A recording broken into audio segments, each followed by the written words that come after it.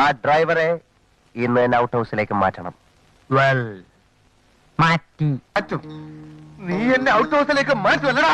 നീ അമേരിക്ക പോയിട്ടുണ്ടെങ്കിൽ ധൈര്യമായി പറയടാ. നീ അമേരിക്കയിൽ എവിടെയായിരുന്നു? അത് പിന്നെ അമേരിക്കൻ ജംഗ്ഷനിൽ. അമേരിക്കൻ ജംഗ്ഷൻ പോലും അമേരിക്കയിൽ അങ്ങനെ ഒരു സ്ഥലമേ ഇല്ല. എന്ത് വിട്ടിത്തരമാണ് ഇവൻ പറയുന്നത്?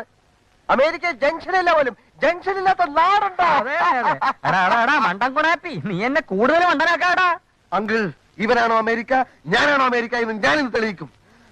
How many kilometres from Washington DC to Miami Beach? How many kilometers from Washington DC to Miami Beach? I am the answer. Kilometers and kilometers. In these days of degenerating decencies of Miami Beach to Washington, when diplomacy and duplicity become interchangeable terms from complicated America to America. Stop it.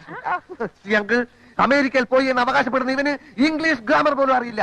He doesn't know the basics of English grammar. American grammar illade. You talk too much.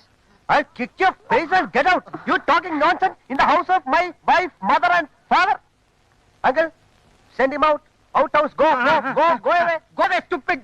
In the house of my wife and daughter, you will not see any minute of the today. Arge poda. Get out house.